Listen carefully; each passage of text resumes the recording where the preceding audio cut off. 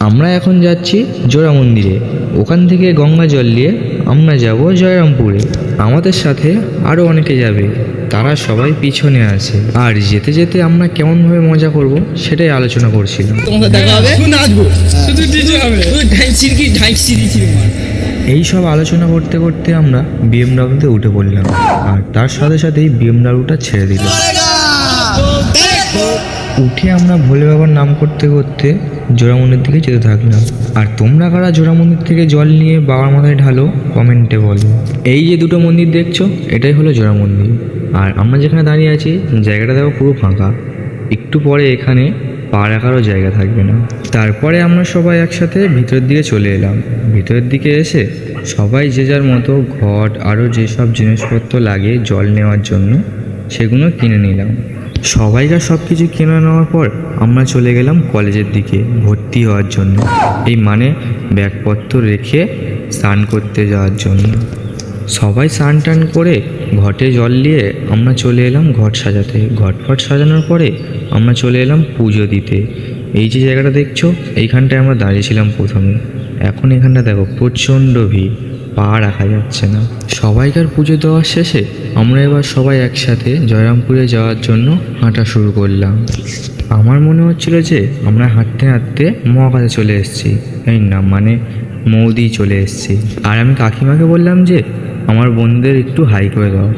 কাকিমা, আমার বোন আরও সবাই যারা ছিল সবাই আমার বন্ধুদের হাই করে দিল। তারপরে সবাই বলছিল যে একটু মাঠে গিয়ে বসি, তাই একটা মাঠের দিকে যেতে থাকলাম।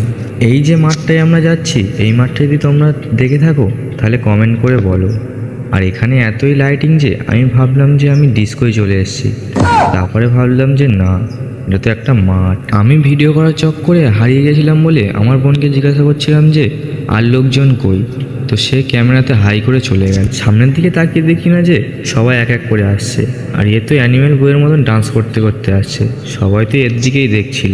আমরা ভেবেছিলাম যে মাঠে এসে একটু বসবো, কিন্তু চারিদিকে তাকিয়ে দেখি যে সবাই নাচছে, তাই আমরাও বসে থাকতে পারলাম না, আমরাও নাচতে শুরু করে দিলাম।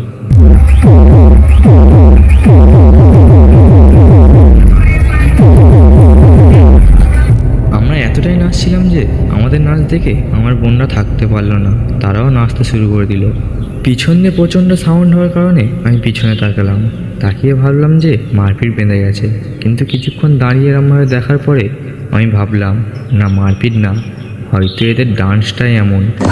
আর এদের ডান্স দেখে সবাই হাসছিল। অনেকক্ষণ নাচানাচির পর আমরা এবার হাঁটতে শুরু করলাম জয়রামপুরে যাওয়ার জন্য। আর এই যে খাবার দাবার দিচ্ছে এগুলো খেয়ে আমাদের পেট ভর্তি হয়ে যাচ্ছিল, তাই আমি আর কিছু খেলাম না। আর এ নিয়ে আমাকে জোর করে দিচ্ছিল, তাই আমি একটুখানি খেয়ে আর বললাম যে আমি খাবো না, তুই খেয়ে নে। তাই ও খেয়ে নিল। সবাই আসছে কি দেখার জন্য পিছনে তাকিয়ে দেখি না আমার বোনরা এখনও নাচছে। তো ওরা এখন নাচতে থাকুক, তোমরা এরকম মিনি ব্লগ দেখার জন্য চ্যানেলটিকে ফলো করো। আর যাওয়ার আগে হর হর মহাদেব লিখতে ভুলো না।